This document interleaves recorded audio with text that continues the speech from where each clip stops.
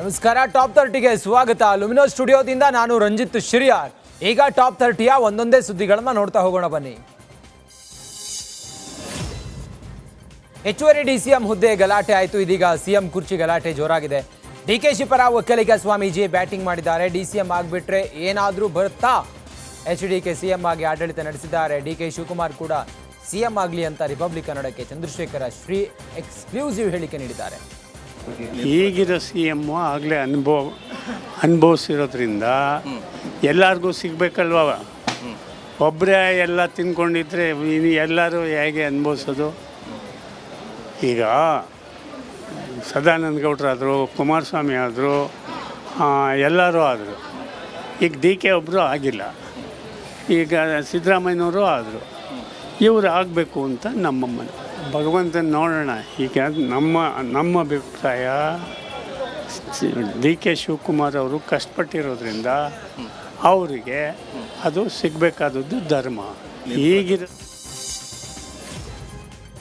Congress party high command party CM ಮಾಡೋದು ಬಿಡೋದು ಹೈಕಮಾಂಡ್ಗೆ ಬಿಟ್ಟಿದ್ದು ಅಂತ ಸಿಎಂ ಸಿದ್ದರಾಮಯ್ಯ ಬೆಂಗಳೂರಿನಲ್ಲಿ ಹೇಳಿದ್ದಾರೆ.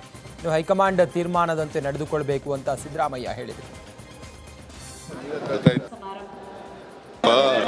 ಕಾಂಗ್ರೆಸ್ ಪಾರ್ಟಿ ಹೈಕಮಾಂಡ್ ಪಾರ್ಟಿ ಗೊತ್ತಾಯ್ತಾ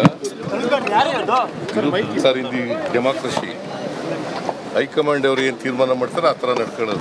ಹೈಕಮಾಂಡ್ ಅಲ್ಟಿಮೇಟ್ಲಿ ಹೈಕಮಾಂಡ್ ಏನು ತೀರ್ಮಾನ ಮಾಡ್ತದೆ ಹಂಗೆ.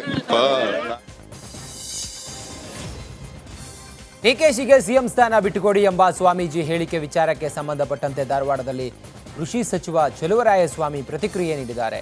ಸಿಎಂ ಯಾರಾಗಬೇಕು ಅಂತ ಹೈಕಮಾಂಡ್ ನಿರ್ಧಾರ ಮಾಡುತ್ತೆ. ರಾಜ್ಯದಲ್ಲಿ 136 ಶಾಸಕರು ಇದ್ದಾರೆ. ಯಾವ ಸಮಯದಲ್ಲಿ ಯಾರು ಸಿಎಂ ಮಂತ್ರಿ ಆಗಬೇಕು ಆ ಸಮಯದಲ್ಲಿ ಎಲ್ಲವೂ ಆಗುತ್ತೆ ಅಂತ ಚಲುವರಾಯಸ್ವಾಮಿ ಹೇಳಿದರು. ಹೈಕಮಾಂಡು ಶಾಸಕರು ತೀರ್ಮಾನ ಮಾಡುವಂಥದ್ದು ಸ್ವಾಮೀಜಿಯವರು ಅವರ ಅಭಿಪ್ರಾಯ ಹೇಳಿದ್ದಾರೆ. ಅದೆಲ್ಲ ನಮಗೆ ಒಂದು ಪಕ್ಷ ಇದೆ, ನಮ್ಮ ಪಕ್ಷದಲ್ಲಿ ಹೈಕಮಾಂಡ್ ಇದೆ, ಅದನ್ನು ಮೀರಿದಂಥ ಶಾಸಕರಿದ್ದಾರೆ. ಸೊ 2 ವರ್ಷಕ್ಕೋ 2.5 ವರ್ಷಕ್ಕೋ 1 ವರ್ಷಕ್ಕೋ ಅದೆಲ್ಲ ತೀರ್ಮಾನ ಮಾಡೋದು ಆ ವೇದಿಕೆಯಲ್ಲಿ ಮುಖ್ಯಮಂತ್ರಿಯವ್ರನ್ನ ಇದನ್ನು. ಈಗ ಸ್ವಾಮೀಜಿಯವರು ಅವರ ಅಭಿಪ್ರಾಯವನ್ನು ವ್ಯಕ್ತಪಡಿಸಿದ್ದಾರೆ. ಇನ್ನು ಸಿಎಂ ಡಿಸಿಎಂ ದೆಹಲಿ ಭೇಟಿ ವಿಚಾರಕ್ಕೆ ಸಂಬಂಧಪಟ್ಟಂತೆ ಚಲುವರಾಯಸ್ವಾಮಿ ಪ್ರತಿಕ್ರಿಯೆ ನೀಡಿದ್ರು. ಕರ್ನಾಟಕದ ಸಮಸ್ಯೆಗಳ ಬಗ್ಗೆ ಮಾತನಾಡಲು, ಕೇಂದ್ರದಿಂದ ರಾಜ್ಯಕ್ಕೆ ಬರುವ ಅನುದಾನದ ಬಗ್ಗೆ ಚರ್ಚೆ ಮಾಡುವುದಕ್ಕೆ ಹಾಗೂ ರಾಜ್ಯದ ಸಂಸದರನ್ನ ಸಚಿವರನ್ನ ಭೇಟಿಯಾಗಲು ದೆಹಲಿಗೆ ಹೋಗಿದ್ದಾರೆ ಅಂತ ಚಲುವರಾಯಸ್ವಾಮಿ ಹೇಳಿದರು. ಹೊಸದಾಗಿ ಸರ್ಕಾರ ರಚನೆ ಆಗಿದೆ. ಕೆಲವು ಕರ್ನಾಟಕಕ್ಕೆ ಸಮಸ್ಯೆಗಳನ್ನ ಕೇಂದ್ರ ಸರ್ಕಾರದಿಂದ ಪರಿಹಾರ ಆಗುವಂಥದ್ದಿದೆ, ಅದರ ಬಗ್ಗೆ ಒಂದಷ್ಟು. ಜೊತೆಗೆ ಕೇಂದ್ರದಲ್ಲಿ ಹೊಸಾಗಿ 28 ಜನ ಏನು ಲೋಕಸಭಾ ಸದಸ್ಯರಿದ್ದಾರೆ, ಮಂತ್ರಿಗಳಾಗಿದ್ದಾರೆ, ಅವರೆಲ್ಲ ಸ್ವೇರಿಂಗ್ ಟೈಮು. ಅವ್ರನ್ನೆಲ್ಲ ಮೀಟಿಂಗ್ ಕರೆದು ಕರ್ನಾಟಕ ರಾಜ್ಯದ ಸಮಸ್ಯೆ ಬಗ್ಗೆ ಅವರಿಗೆ ಮಾಹಿತಿ ಕೊಟ್ಟು ನಾವು ಮಾಡ್ತಾ ಇರೋದು. ಸೊ ಯಾವುದೇ ಸರ್ಕಾರ ರಚನೆ ಆದರೂ ಕೇಂದ್ರ ರಾಜ್ಯ ಒಂದು ಹಂತಕ್ಕೆ ಬೆಲೆ ಏರಿಕೆ ಮಾಡ್ತಾ ಹೋಗುತ್ತೆ. 2 ವರ್ಷ 3 ವರ್ಷ 4 ವರ್ಷಕ್ಕೆ ಒಂದು ಸ್ವಲ್ಪ ಸಲಿಂಗಕಾಮ ಪ್ರಕರಣದಲ್ಲಿ ಬಂಧಿತರಾಗಿರುವ ಎಂಎಲ್ಸಿ ಸೂರಜ್ ರೇವಣ್ಣಗೆ ಬೆಂಗಳೂರಿನಲ್ಲಿ ಮೆಡಿಕಲ್ ಚೆಕಪ್ ಮುಕ್ತಾಯ ಆಗಿದೆ. ಎಫ್ಎಸ್ಎಲ್ ತಂಡದ ಸಮ್ಮುಖದಲ್ಲಿ ವೈದ್ಯಕೀಯ ತಪಾಸಣೆ ನಡೆಸಿ ಸಿಐಡಿ ಕಚೇರಿ ಕಡೆಗೆ ಪೊಲೀಸರು ಕರೆದೊಯ್ದಿದ್ದಾರೆ. ಸೂರಜ್ ವಿರುದ್ಧ 2ನೇ ಸಂತ್ರಸ್ತ ದೂರು ನೀಡಿದ್ದರು. ಯಾದಗಿರಿಯ ತಾಯಿ ಮತ್ತು ಮಕ್ಕಳ ಆಸ್ಪತ್ರೆಯಲ್ಲಿ ಸಿಟಿ ಸ್ಕ್ಯಾನ್ ಮಾಡಿಸಲು ರೋಗಿಗಳು ಪರದಾಡುವ ಪರಿಸ್ಥಿತಿ ನಿರ್ಮಾಣ ಆಗಿದೆ. ಸರ್ವರ್ ಸಮಸ್ಯೆಯಿಂದಾಗಿ ರೋಗಿಗಳ ಹೆಸರು ನೋಂದಣಿ ಹಾಗೂ ವಿವರ ದಾಖಲಿಸಲು ವಿಳಂಬ ಆಗ್ತಾ ಇದ್ದು, ಕಳೆದ 4 ದಿನಗಳಿಂದ ರೋಗಿಗಳು ಅಲೆದಾಡ್ತಾ ಇದ್ದಾರೆ. ಅನ್ನ ನೀರಿಲ್ಲದೆ ಗಂಟೆಗಟ್ಟಲೆ ಕಾಯುವ ಪರಿಸ್ಥಿತಿ ನಿರ್ಮಾಣ ಆಗಿದೆ. ಈಗ ಕಬಾಬ್ ಬಳಿಕ ಪಾನಿಪುರಿ ಪ್ರಿಯರಿಗೆ ಬಿಗ್ ಶಾಕ್ ಎದುರಾಗಿದೆ. ಪಾನಿಪುರಿ ಸಾಸ್ ಮೀಠಾ ಖಾರದಲ್ಲಿ ಕ್ಯಾನ್ಸರ್ ಕಾರಕ ಅಂಶಗಳು ಪತ್ತೆಯಾಗಿವೆ. ಬೆಂಗಳೂರಿನ 49 ಪ್ರದೇಶಗಳಲ್ಲಿ ಸ್ಯಾಂಪಲ್ ಸಂಗ್ರಹಿಸಿ ಪರೀಕ್ಷೆಗೆ ಒಳಪಡಿಸಿದ್ರಿಂದ ಕ್ಯಾನ್ಸರ್ ಅಂಶ ಪತ್ತೆಯಾಗಿದ್ದು, ಆಹಾರ ಸುರಕ್ಷತೆ ಗುಣಮಟ್ಟ ಇಲಾಖೆ ಸದ್ಯದಲ್ಲೇ ಕ್ಯಾನ್ಸರ್ ಕಾರಕ ಅಂಶ ಬಳಕೆಗೆ ನಿಷೇಧ ಹೇರುವ ಸಾಧ್ಯತೆ ಇದೆ. ಈಗ ನಮಗೆ ಸಾರ್ವಜನಿಕರಿಂದ ಹಲವಾರು ದೂರುಗಳು ಬಂದು ಮತ್ತು ಈ ಥರ ಹಿಂಗೆ ತಿಂದಾಗ ಭೇದಿ ಆಯಿತು, ಮತ್ತು ಹಾಸ್ಪಿಟ್ಲಿಗೆ ಅಡ್ಮಿಟ್ ಮಾಡಿದ್ದು ಅಂತೇಳಿ ಭಾಳ ಕಂಪ್ಲೇಂಟ್ಸ್ ಬಂದಾಗ ನಾವು ಈ ಸ್ಯಾಂಪಲ್ಸ್ನ ತೆಗೆದಾಗ ಸುಮಾರು ಒಂದು 243 ಸ್ಯಾಂಪಲ್ಸ್ ತೆಗೆದಿದ್ದೀವಿ. ಅದು 41 ಸ್ಯಾಂಪಲ್ ಅನ್ಸೇಫ್ ಅಂತ ಬಂದಿದೆ, 18 ಸ್ಯಾಂಪಲ್ಲು ಸಬ್ಸ್ಟ್ಯಾಂಡರ್ಡ್ ಅಂತ ಬಂದಿದೆ. ಸೊ ಈ ನಿಟ್ಟಿನಲ್ಲಿ ಸುಮಾರು ಒಂದು 4ರಿಂದ 5 ಕೆಮಿಕಲ್ ಅಂದರೆ ಬ್ರಿಲಿಯಂಟ್ ಬ್ಲೂ ಇರ್ಬೋದು, ಸನ್ಸೆಟ್ ಎಲ್ಲೋ ಇರ್ಬೋದು, ಟಾಟ್ರಸೈನ್ ಇರ್ಬೋದು, ಈ ಥರ ಕೆಮಿಕಲ್ಸು ಇರೋದು ನಮ್ಮ ಗಮನಕ್ಕೆ ಬಂದಿದೆ. ಸೊ ಈ ನಿಟ್ಟಿನಲ್ಲಿ ಏನು ಮಾಡಬೇಕು ಅಂತೇಳಿ ಇನ್ನು ನಿರ್ಣಯ ಮಾಡಿ. ಬೆಂಗಳೂರಿನ ನಾಗಾವರದ ಟ್ಯಾನರಿ ರಸ್ತೆಯಲ್ಲಿ ಮೆಟ್ರೋ ಕಾಮಗಾರಿಯಿಂದ ರಸ್ತೆ ಕುಸಿತ ಆಗಿದೆ. ಕಾಮಗಾರಿಯಿಂದ ಸುತ್ತಮುತ್ತ ಮನೆಗಳಿಗೆ ಹಾನಿಯಾಗಿದ್ದು, ಜೋರು ಮಳೆ ಬಂದರೆ ಮನೆಗಳು ಕುಸಿಯುವ ಭೀತಿ ಎದುರಾಗಿದೆ. ಜೊತೆಗೆ ಸರ್ವಿಸ್ ರಸ್ತೆ ಮಾಡದೆ ಕಾಮಗಾರಿ ಮಾಡುತ್ತಿರುವ ಆರೋಪ ಸಹ ಕೇಳಿಬರ್ತಿದೆ. ಬೆಂಗಳೂರಿನಲ್ಲಿರುವ ಯಲಹಂಕದ ಮಾರಸಂದ್ರದಲ್ಲಿರುವ ಪ್ರಾವಿಡೆಂಟ್ ವೆಲ್ ವರ್ತ್ ಸಿಟಿಯಲ್ಲಿ ಅಪಾರ್ಟ್ಮೆಂಟ್ನಲ್ಲಿ ತುಳಸಿ ಕಟ್ಟೆ ಗಲಾಟೆ ಶುರುವಾಗಿದೆ. ತುಳಸಿ ಕಟ್ಟೆ ತೆರವಿಗೆ ಮುಸ್ಲಿಂ ನಿವಾಸಿಗಳು ಪಟ್ಟು ಹಿಡಿದಿದ್ದು, ತುಳಸಿ ಕಟ್ಟೆ ತೆರವಿಗಾಗಿ ಜಿಲ್ಲಾಧಿಕಾರಿಗೆ ದೂರು ನೀಡಿದ್ದಾರೆ. ಹಿಂದೂ ನಿವಾಸಿಗಳಿಗೆ ತುಳಸಿ ಕಟ್ಟೆ ಇದೆ, ಮುಸ್ಲಿಮರಿಗೆ ಮಸೀದಿ ಕಟ್ಟಲು ಅನುಮತಿ ನೀಡಿ ಎಂದು ಅಪಾರ್ಟ್ಮೆಂಟ್ ನಿವಾಸಿಗಳ ಸಂಘಕ್ಕೆ ಪತ್ರ ಬರೆದಿದ್ದಾರೆ. ತುಳಸಿ ತೆರವಿಗೆ ಮುಸ್ಲಿಂ ನಿವಾಸಿಗಳು ಪಟ್ಟು ಹಿಡಿದು ಮಸೀದಿ ನಿರ್ಮಾಣಕ್ಕೆ ಅವಕಾಶ ನೀಡುವಂತೆ ಮುಸ್ಲಿಮರು ಪಟ್ಟು ಹಿಡಿದಿದ್ರೆ ಇತ್ತ ಗುರುದ್ವಾರ ನಿರ್ಮಾಣಕ್ಕೆ ಸಿಖ್ ನಿವಾಸಿಗಳು ಸಹ ಪಟ್ಟು ಹಿಡಿದಿದ್ದಾರೆ. ಕೋಲಾರದ ಕೆಂಪೇಗೌಡ ಜಯಂತಿಯಲ್ಲಿ ಪಲ್ಲಕ್ಕಿಗಳ ಎದುರು ಮಂಗಳಮುಖಿಯರು ತುಂಡು ಬಟ್ಟೆ ತೊಟ್ಟು ಅಶ್ಲೀಲವಾಗಿ ನೃತ್ಯ ಮಾಡಿದ್ದಾರೆ. ಮಹಿಳೆಯರು, ಮಕ್ಕಳು, ಹಿರಿಯರಿಗೆ ನೃತ್ಯದಿಂದ ಮುಜುಗರ ಉಂಟಾದರೆ ಕೆಲವು ಮಂಗಳಮುಖಿಯರ ಜೊತೆ ಸೇರಿ ಹೆಜ್ಜೆ ಹಾಕಿದ್ದಾರೆ.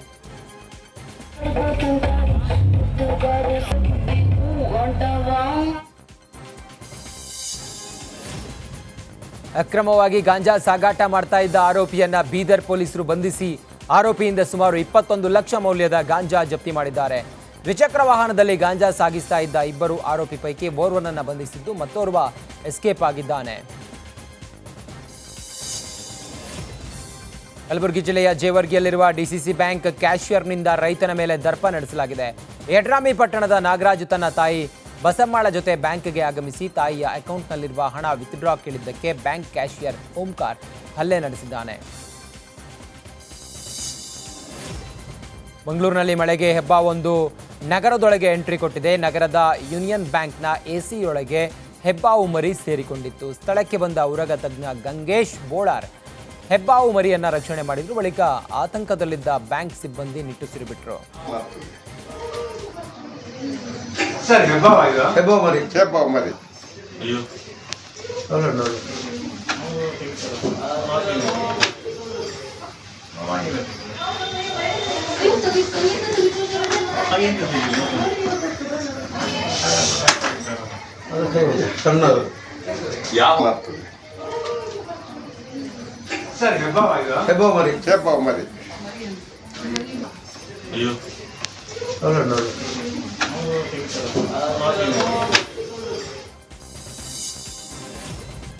ಉತ್ತರ ಕನ್ನಡ ಜಿಲ್ಲೆಯ ಕಾರವಾರ ದೇವಭಾಗ ಜಂಗಲ್ ಲಾಡ್ಜ್ ಕಡಲ ತೀರ ನುಚ್ಚು ನೂರಾಗಿದೆ. ರೆಸಾರ್ಟ್ನ 5 ಕಟ್ಟಡಗಳು ಅಪೋಷಣಕ್ಕೆ ಬಲಿಯಾಗಿದ್ದು, ನೂರಾರು ಮರಗಿಡಗಳು ಕಡಲ ಅಲೆಯಲ್ಲಿ ಕೊಚ್ಚಿ ಹೋಗಿವೆ.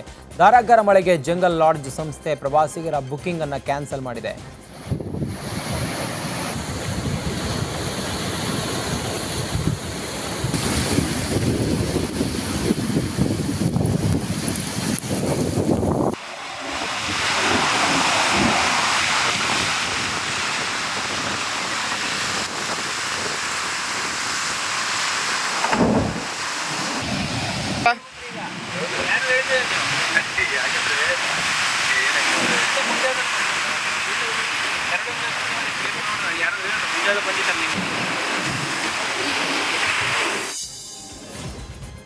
ಚಿಕ್ಕಮಗಳೂರಿನ ಪಶ್ಚಿಮ ಘಟ್ಟಗಳಲ್ಲಿ ಭಾರೀ ಮಳೆಯಾಗ್ತಾ ಇದ್ದು, ಮಳೆ ಅಬ್ಬರಕ್ಕೆ ಭದ್ರಾ ನದಿ ಹರಿವಿನ ಮಟ್ಟದಲ್ಲಿ ಏರಿಕೆಯಾಗಿದೆ.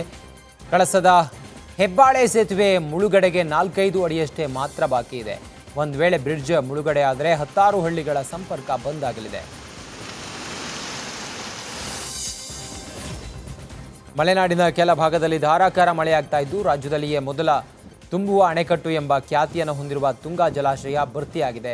ಶಿವಮೊಗ್ಗ ನಗರಕ್ಕೆ ಕುಡಿಯುವ ನೀರು ಪೂರೈಸುವ ಜಲಾಶಯ ಇದಾಗಿದ್ದು 3.24 TMC ಸಾಮರ್ಥ್ಯ ಹೊಂದಿದೆ. ದಕ್ಷಿಣ ಕನ್ನಡ ಜಿಲ್ಲೆಯ ಕಡಬ ತಾಲೂಕಿನ ಕುಕ್ಕೆ ಸುಬ್ರಹ್ಮಣ್ಯದ ಕುಮಾರಧಾರ ಸ್ನಾನಘಟ್ಟ ಘಟ್ಟ ಪ್ರದೇಶ ಕುಮಾರ ಪರ್ವತ ಸೇರಿದಂತೆ ಸುಬ್ರಹ್ಮಣ್ಯ ಭಾಗಗಳಲ್ಲಿ ಭಾರೀ ಮಳೆಯಾಗಿದೆ. ಈ ಹಿನ್ನೆಲೆ ಕುಮಾರಧಾರ ಕಿಂಡಿ ಅಣೆಕಟ್ಟು ಸಂಪೂರ್ಣ ಮುಳುಗಡೆಯಾಗಿದ್ದು ನದಿಗೆ ಇಳಿಯದಂತೆ ಭಕ್ತಾದಿಗಳಿಗೆ ಸೂಚಿಸಲಾಗಿದೆ. ಮುಂಜಾಗ್ರತಾ ಕ್ರಮವಾಗಿ ಕುಮಾರಧಾರ ನದಿ ತೀರದಲ್ಲಿ ಭದ್ರತಾ ಸಿಬ್ಬಂದಿ ಹೋಮ್ ಗಾರ್ಡ್ಸ್ಗಳನ್ನು ನಿಯೋಜನೆ ಮಾಡಿದ್ದಾರೆ.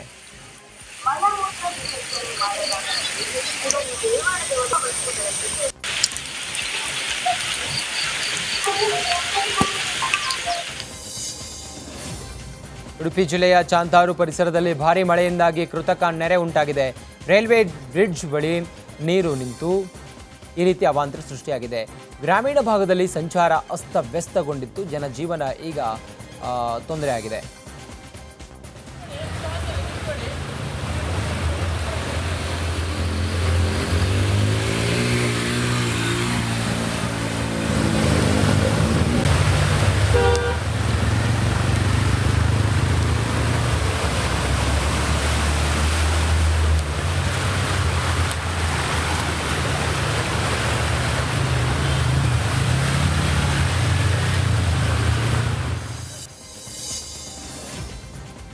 ದೆಹಲಿ ಭೇಟಿ ವಿಚಾರಕ್ಕೆ ಡಿಸಿಎಂ ಡಿಕೆ ಶಿವಕುಮಾರ್ ಪ್ರತಿಕ್ರಿಯೆ ನೀಡಿದ್ದಾರೆ. ಬೆಂಗಳೂರಿನಲ್ಲಿ ಅವರು ಮಾತನಾಡಿದ್ರು. ಹೊಸದಾಗಿ ಆಯ್ಕೆ ಆಗಿರೋ ಎಂಪಿಗಳನ್ನು ಭೇಟಿ ಮಾಡ್ತೀವಿ. ಈಗಲಾದರೂ ರಾಜ್ಯದ ಪರ ಎಂಪಿಗಳು ಧ್ವನಿ ಎತ್ತಲಿ. ಏನೆಲ್ಲ ಪೆಂಡಿಂಗ್ ಯೋಜನೆಗಳು ಇದ್ದಾವೆ ಅವರ ಗಮನಕ್ಕೆ ತರ್ತೀವಿ ಅಂತ ಹೇಳಿದರು.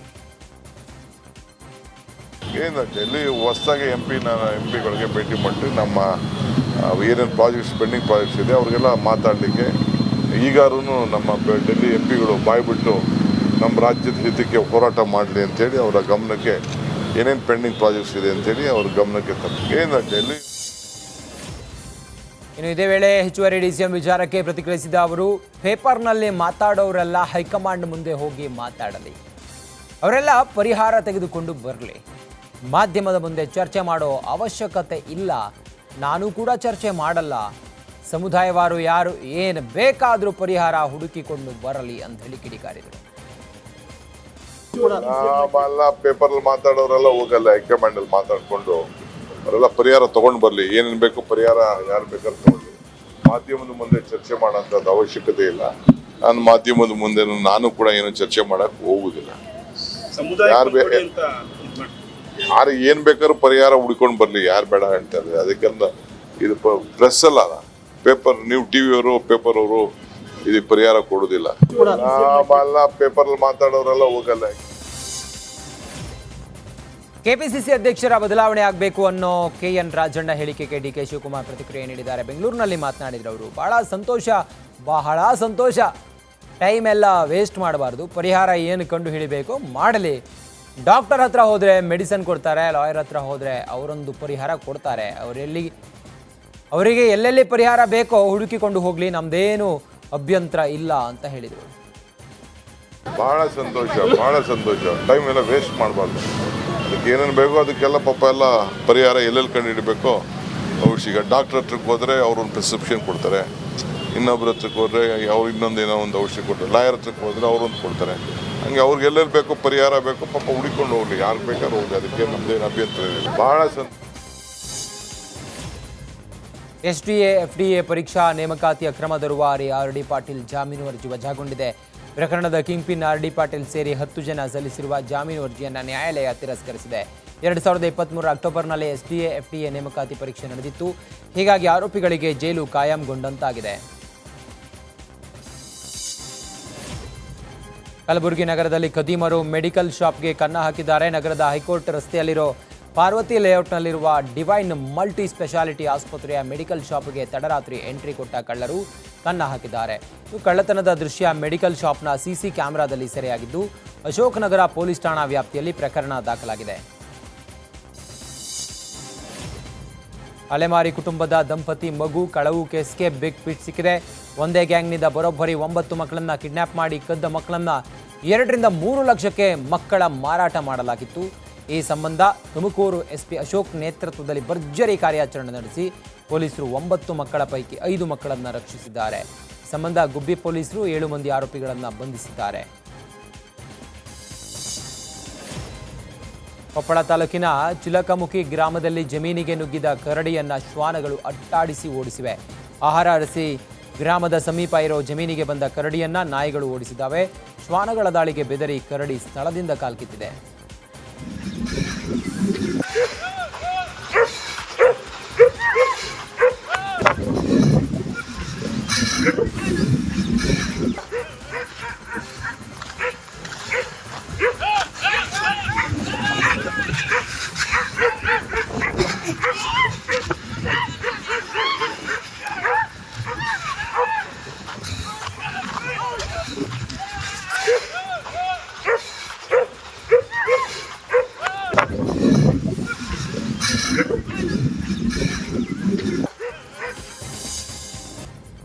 ಧಾರವಾಡದಲ್ಲಿ ಇಂದಿನಿಂದ ಡಾಕ್ಟರ್ ಪಾಟೀಲ್ ಪುಟ್ಟಪ್ಪ ಸಭಾಭವನದಲ್ಲಿ ರಾಜ್ಯ ಮಟ್ಟದ ಯುವ ಸಾಹಿತ್ಯ ಸಮಾವೇಶ ನಡೀತಾ ಇದೆ. ಕರ್ನಾಟಕ ವಿದ್ಯಾವರ್ಧಕ ಸಂಘದ ವತಿಯಿಂದ 2 ದಿನಗಳ ಕಾಲ ಸಮಾವೇಶ ಆಯೋಜಿಸಿದ್ದು, ಸಮಾವೇಶದಲ್ಲಿ ನಾಡಿನ ನೂರಾರು ಸಾಹಿತಿಗಳು, ಯುವ ಬರಹಗಾರರು ಭಾಗಿಯಾಗಿದ್ದಾರೆ. ಇನ್ನು ಕಣ್ಣ ಮುಂದಿನ ಬೆಳಕು ಎಂಬ ಘೋಷವಾಕ್ಯದ ಅಡಿ ಸಮಾವೇಶ ಆಯೋಜಿಸಿದ್ದು, ಸಾಹಿತಿ ಡಾಕ್ಟರ್ OL ನಾಗಭೂಷಣ್ ಸಮಾವೇಶವನ್ನು ಉದ್ಘಾಟಿಸಿದರು.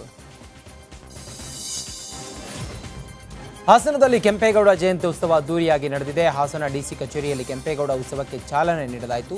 ಬಳಿಕ ಪ್ರಮುಖ ರಸ್ತೆಗಳಲ್ಲಿ ಮೆರವಣಿಗೆ ಮಾಡಿದ್ದಾರೆ. ಹಾಸನ ಡಿಸಿ ಸತ್ಯಭಾಮ, ಶಾಸಕ ಸ್ವರೂಪ್ ಕಾರ್ಯಕ್ರಮದಲ್ಲಿ ಭಾಗಿಯಾಗಿದ್ದರು. ವಿವಿಧ ಕಲಾ ತಂಡಗಳಿಂದ ಕೆಂಪೇಗೌಡ ರಥದ ಮುಂದೆ ಕಲಾ ಪ್ರದರ್ಶನ ಮಾಡಿದರು.